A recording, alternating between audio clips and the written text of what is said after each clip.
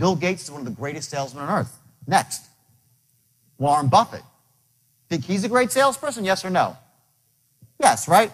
And he says two things.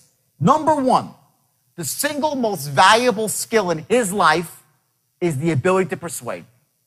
In fact, he was such an awful persuader, and he admits this, that in 1960 or 61, he took a Dale Carnegie course, which back then was the gold standard. Now it's like, you say someone's name 8 times, it doesn't really work anymore, but back in 1960 it did, right? Warren Buffett took a Dale Carnegie course, and it changed his life.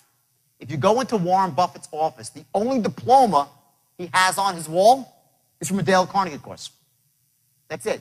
He doesn't, and the school's nothing up there. It was a single defining moment, the ability to persuade other people. When Warren Buffett buys a company, he's the master persuader. How about this person? Persuader or not? Sales, yes or no?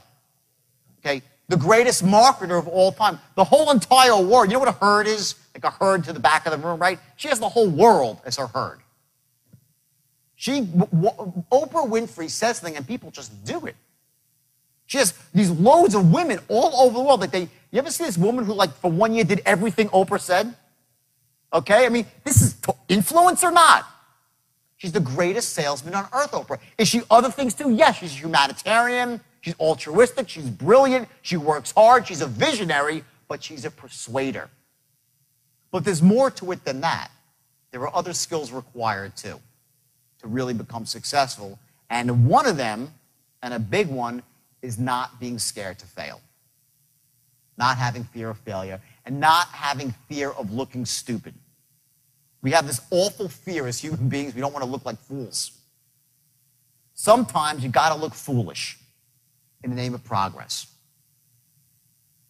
I'll give you another metaphor about my son, I love, we're really close. I have a daughter too, I'll show you a picture later. She's a great girl. She's 16 years old. She's got a boyfriend. It's a whole 9 yards, okay? My son's 14. He's fabulous. And we're having this conversation about when he plays in sports or when he does something about, do you go full out or do you not? And I see sometimes in him that when he's out on the field or doing something, he doesn't play full out and he'll have an excuse. Like my leg hurts or my arm hurts or something happened, the coach was unfair, whatever, the referee was unfair. And what happens with people is we tend to go out into the world and we look for those sort of excuses about why things aren't the way we want them. And when you do that, you lose all your power in life.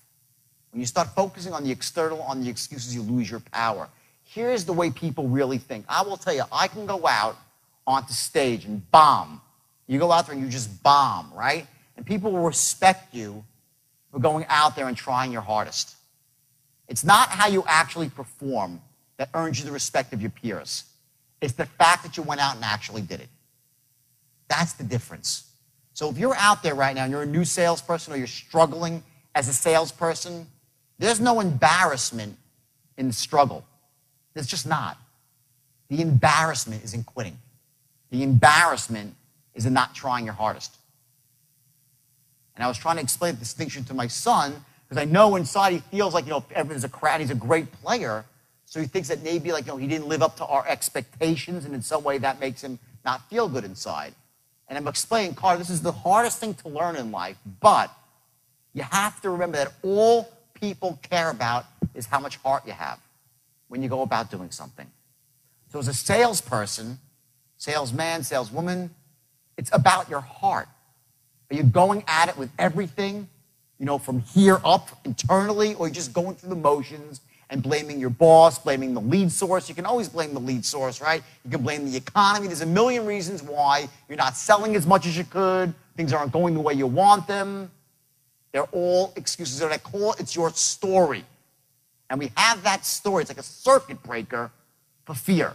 We come up with a story of why things aren't the way we want them, and we hold on to that story, and it stops us from moving forward.